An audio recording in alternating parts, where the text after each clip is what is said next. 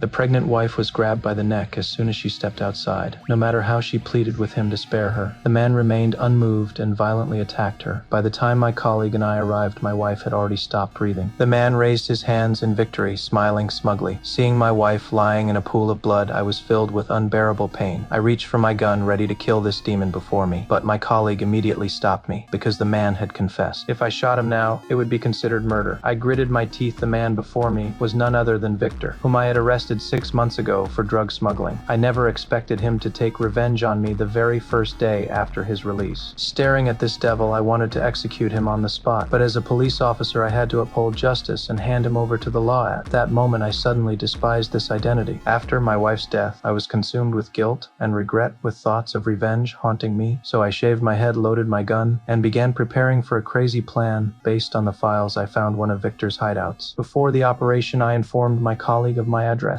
then took my gun and slipped inside. At that moment, the 3 men inside had no idea disaster was coming for them. I stormed into the room and started the massacre. 2 of them were dead before they could react. The last one tried to resist with a gun, but I didn't give him a chance. For such scum, my method was to use violence to counter violence. At this point, my colleague arrived, but when he questioned me, I didn't explain anything. I just dropped to my knees with my hands on my head. As expected, I was sentenced to prison for intentional murder, but this was exactly what I wanted, because Victor was locked up in this prison, and only by getting inside could I carry out my plan for revenge. I was surprised when I arrived at the prison and was called into the warden's office. The warden knew exactly why I was there, so he advised me not to cause trouble and bluntly told me Victor was now his man, and if anything went wrong, he wouldn't spare anyone, no matter who they were. Considering my former police status, the warden still assigned me a relatively easy job in the laundry room. Meanwhile, Victor had already heard about my imprisonment, but he wasn't worried because in this prison he was the king. He walked straight up to me, snatched the food from my hands, and said to me menacingly, "This is my house.